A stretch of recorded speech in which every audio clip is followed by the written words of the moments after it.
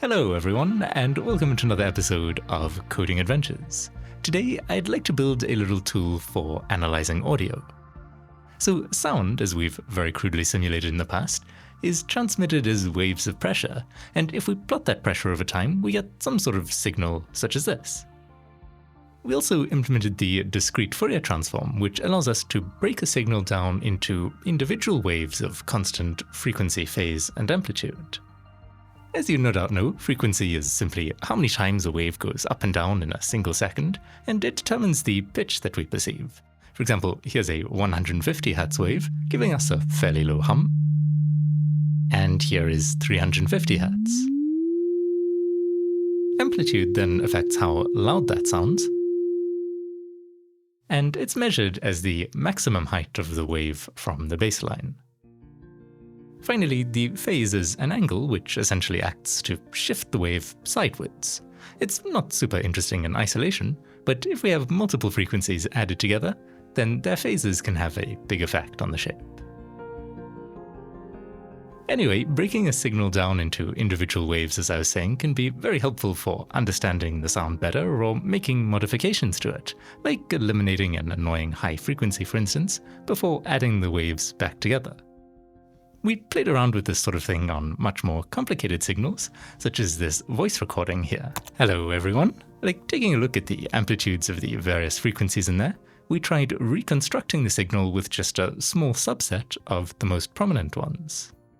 In the code, that's done by running the input audio through our little Fourier function, sorting the frequencies by highest amplitude first, and then taking some specified number of them. Those are used to construct a new signal over here, which is done by generating waves with the given frequencies, phases, and amplitudes of course, and summing those all together. So let's have a quick listen to how the audio sounds with just 5 frequencies involved. It's basically just a weird low-pitched warble. So here it is with 50, which is not all that much better, and here's 500. Hello everyone. This at last is at least discernible as speech, although the quality's still quite horrendous. But I think the reason we needed so many frequencies to get here is that none of them in isolation really correspond to an actual sound being made in the speech. To explain a bit better what I mean, let's consider a super simple signal that maybe starts out silent, then goes along at 8 Hz for a brief moment, before changing to 12 Hz for a bit, and then falling silent again. So we've made this out of just 2 frequencies, but they're switching on and off. In other words, their amplitudes change over time, which is not a concept that the Fourier transform understands. So if we feed in the entire thing, it'll say the most prominent frequency in there is actually 10 Hz, followed by 12 Hz, and then 11, then 8, and a whole bunch more. As we can see, even though our recording appeared very simple, the fact that it was changing over time means that the signal as a whole contains many, many more frequencies than we knowingly put into it. What we could imagine doing, though, is rather than feeding the entire recording to the Fourier transform, we could chop it up into smaller segments to scrutinize separately. That way, the function would ideally detect just the frequencies that were actually present at each moment in time, instead of all these more abstract frequencies required to represent the entire thing at once. So going back to the voice recording, let's try slicing this into little segments now, and run each of those through the Fourier transform individually.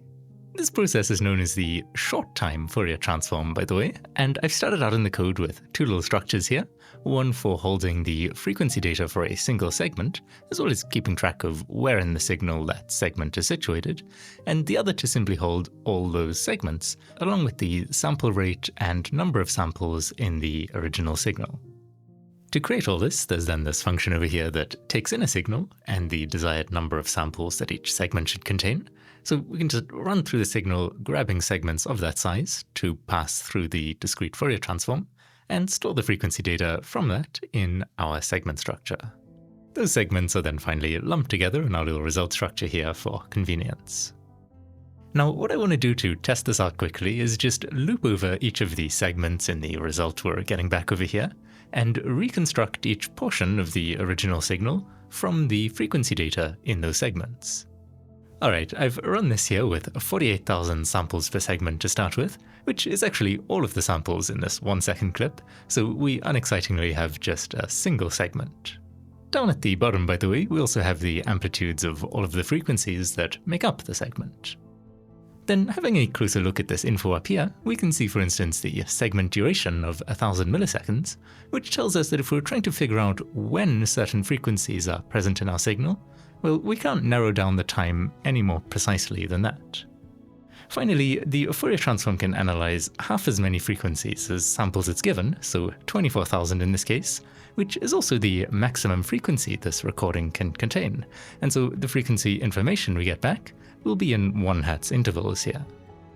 The reason for there being a maximum frequency, you might recall, is that we need at least 2 samples per cycle of a wave to capture how fast it's oscillating, and failing that we run into aliasing issues, which is where a high frequency falsely appears as a low frequency in our recording. Anyway, let's quickly listen to our reconstruction of the input signal here. Hello everyone, and that is identical to the original. But let's try chopping it up into maybe 10 segments now, so that's 4,800 samples per segment, making each of them 100 milliseconds long. So we have better time resolution now, but our sort of frequency resolution, or whatever we want to call it, has become correspondingly coarser. Let's have a listen to see if that impacts the quality at all. Hello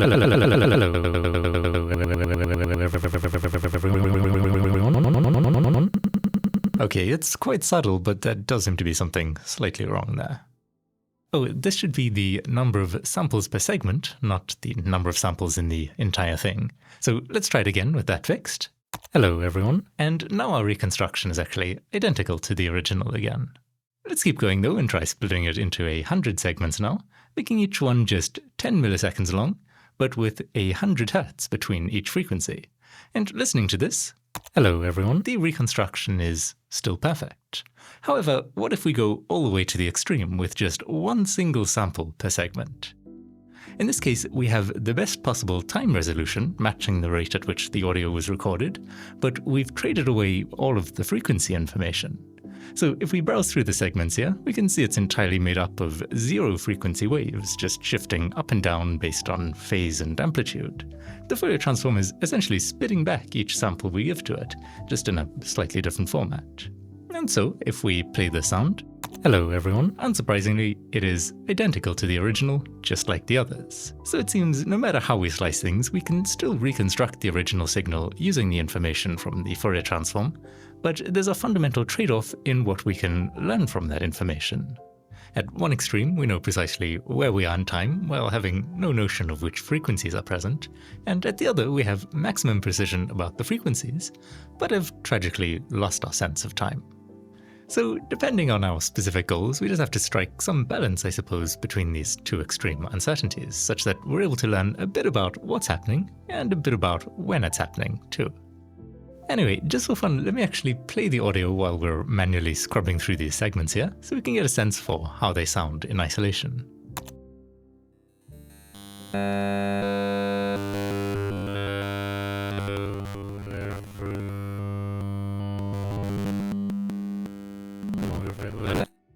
Hello everyone.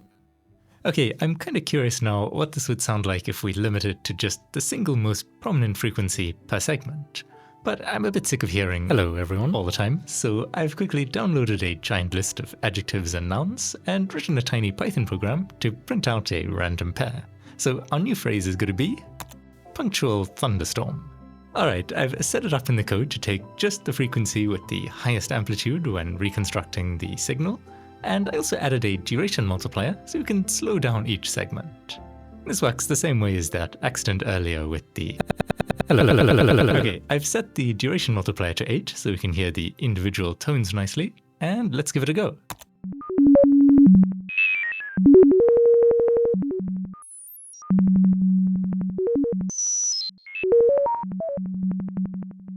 Alright, that sounds pretty beepy, but let's try it again at just 3 times regular duration. And that's sounding a bit closer to speech now, so let's try it finally at regular speed, which sounds surprisingly good, I think. I love how these almost random seeming little beeps and boops, simply played at the right speed, suddenly resolve into recognizable words. I'm curious to quickly hear how these tones change if we introduce just a few more frequencies, like maybe 5 per segment now. right away we can hear a little added complexity from those extra frequencies, of course, some of which sound quite unpleasant. But anyway, let's go back to the start and see how it sounds if we scrub through at roughly real time. And okay, those few extra frequencies have definitely increased the clarity quite a lot. For comparison, here it is now with all of the frequencies involved. Punctual thunderstorm. Okay, enough messing about. Let's actually visualize the data we're getting back from this short-time Fourier transform. Like, we could have time running along one axis, frequency on the other, and use brightness to represent the amplitude of each spot on that plot. In other words, a spectrogram. So I've written this little function that takes in the data and just writes the amplitudes into the red channel of a 2D texture, which is then passed along to this shader over here. All this does right now is allow us to specify a range of frequencies we're interested in displaying, which then determines the vertical region of that texture that the shader will read the amplitudes from. And those are finally output as black for 0 amplitude, up to white for the maximum value. Alright, and running this now, here's what we get for our punctual thunderstorm. Okay, I think we need to do some tweaking. So I'll adjust the maximum display frequency down to around 5,000 perhaps. We can see some interesting squiggles now, but overall it's looking more barren than I was expecting, so in the code I've tried quickly converting the raw amplitudes into decibels instead, which should reflect a bit better how loud we actually perceive the sound to be. There are other factors that affect our perception of loudness, like frequency and duration, but the important thing for now is just that a lot of the quieter details in our sound here have been brought to light. Just out of preference though, I think I'll actually invert this so that loud sounds are displayed darker. Alright, I think that's looking nice, but there is still something we should probably address, which is an effect we encountered last time called spectral leakage. Consider this 5 Hz signal over here, for instance, which has been sampled 64 times over a duration of 1 second. And since this is a 1 second recording, any integer frequency like we have here will appear periodic, just meaning that when we get to the end, we can imagine on the next time step, looping around and starting seamlessly again from the beginning. When we go and plug this into the Fourier transform, we'll get back the amplitudes of all these frequencies here, and as expected, the 5 Hz frequency has been detected.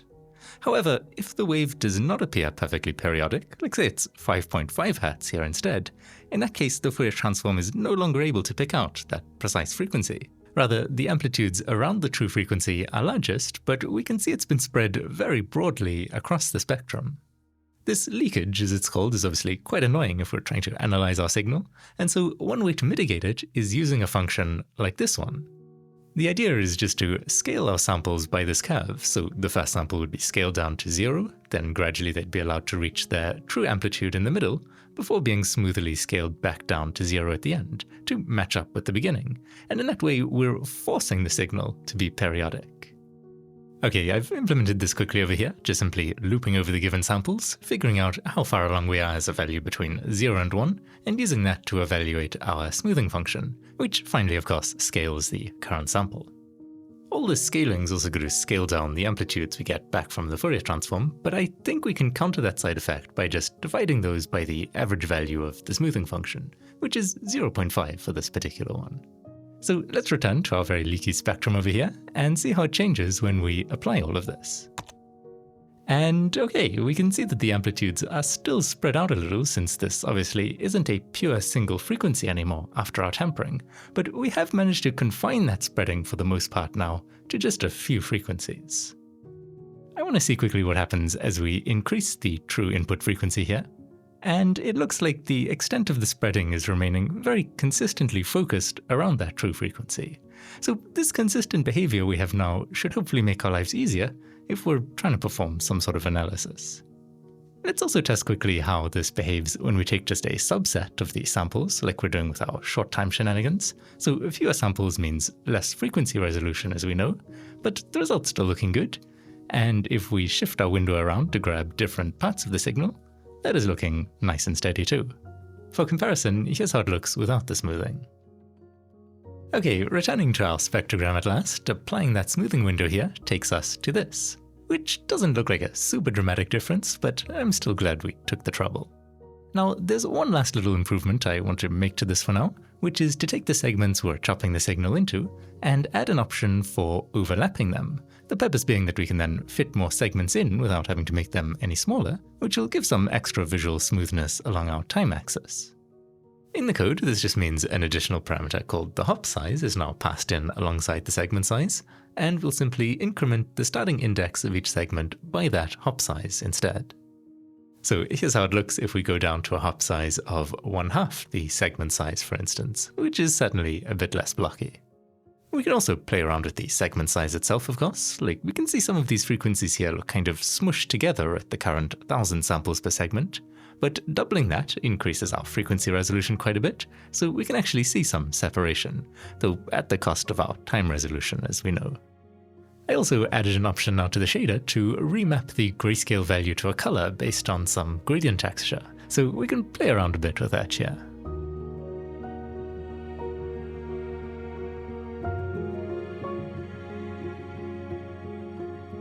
Alright, that's looking kind of cool, although I do also like the simplicity of the grayscale. Anyway, I've quickly been working on a function to reconstruct a signal from the spectrogram here. It's the same as we've done before, just taking into account the ability of segments to overlap now. I have been a bit lazy though and assumed the hop size is set to half the segment size because that's the simplest case when using this Hann window, since the overlapping halves add up to 1, and in that way the reconstructed segments aren't losing or gaining energy weirdly. But I should get around to normalizing things to work properly in all cases at some point. Regardless, we can now run that little function on our spectrogram here to get back the audio. Punctual thunderstorm. Okay, it's a little robotic sounding though, so I'll have to investigate that. And it seems I left out the phase information by accident, which we could display on our spectrogram as well, of course, but to me at least it's not incredibly illuminating. Still, with that included, punctual thunderstorm. It does sound more human. I thought it was interesting to hear though how close to correct the version without the phase information was. Punctual thunderstorm. Back before we were chopping the sound into short segments, the phase information was much more important to include. Anyway, with this working, I thought it might be fun to add a little paint tool to the spectrogram, so we can draw in, for instance, a line of increasing frequency over time, and then hear how it sounds. Alright, maybe we can try some vaguely vertical lines like this, which should give us brief bursts of sound. And that's sounding nice and chappy. Okay, what I'd like to try doing now is bringing up our punctual thunderstorm and just painting over it to hopefully get a better feeling for how the sound is built up over here. So if we play just these first few squiggles in isolation, here's what we get. It's not sounding like much, but let's keep going. So it looks like next we have a strip of mainly higher frequencies, so I'll scribble those in as well. And I have no idea how precise we need to be for this to come across as speech, but I'm hoping not very. Let's see what we have now. Alright, it seems those higher frequencies have modeled the burst of sort of ch sound in punctual, so let's continue with these little fellas down here, which must be the end of the word then. How's that sounding? A bit iffy. Maybe we should add in a little extra detail here. And now, listening to that again. It's probably not obvious in isolation, but knowing what we're listening for, it clearly has the basic building blocks in place. So, time for the thunderstorm. I'll squiggle in this main horizontal line, and this little vertical burst for the TH sound, presumably. And it seems we do get a sort of th from that, with the low hum of the horizontal bit forming the sound of the N. So let's head over to fill in this little blob over here, which should be a sort of D sound, I suppose. So let's listen to that. And it is sounding at least slightly like punctual thunder now. Alright, just the storm remains then, so let's draw in this horizontal line first, and see what that's doing. Okay, it's giving a sort of sound, so we just need the st to complete the word. And I guess that must be formed by these two little strips of increasing and decreasing frequency. Let's give it a listen. I think that it's at least almost recognizable, which is kind of amazing to me looking at how incredibly crude this scribble is. Let me quickly go back and just draw in a few extra details kind of haphazardly here. And let's see how that sounds. Obviously far from perfect, but better than I was expecting. I think it would be a pretty cool sort of useless skill to have to be able to draw speech directly into a spectrogram. Like, I've been scribbling semi-randomly here, just using some of the sorts of patterns we've seen, But imagine this would come out now as some incredible words of wisdom. Well, I suppose it was a long shot. Anyway, something else we could use this paint tool for is hiding secret messages in an audio file. Although if we wanted to be stealthy about it, I suppose we should use higher frequencies and probably a lot less amplitude than I'm applying here. Because listening to this, hello everyone, there's clearly something fishy going on. But no need to perfect the spycraft today, so I've saved this altered audio to a file, and if we now load that in, we can indeed see our super secret message there. Just to test the robustness, I also tried recording it with my phone and loading that in. Hello everyone, which has made it a bit less clear, but still legible at least. Alright, so the spectrogram we've built is a pretty powerful tool for analyzing sounds, and I think a good starting point for a bunch of future audio-related projects. Like looking at how different musical instruments behave, for instance, and trying to synthesize those is something I think could be a lot of fun. As always, let me know if you have any suggestions for future experiments. That is all for today though, so see you next time, and thanks for watching.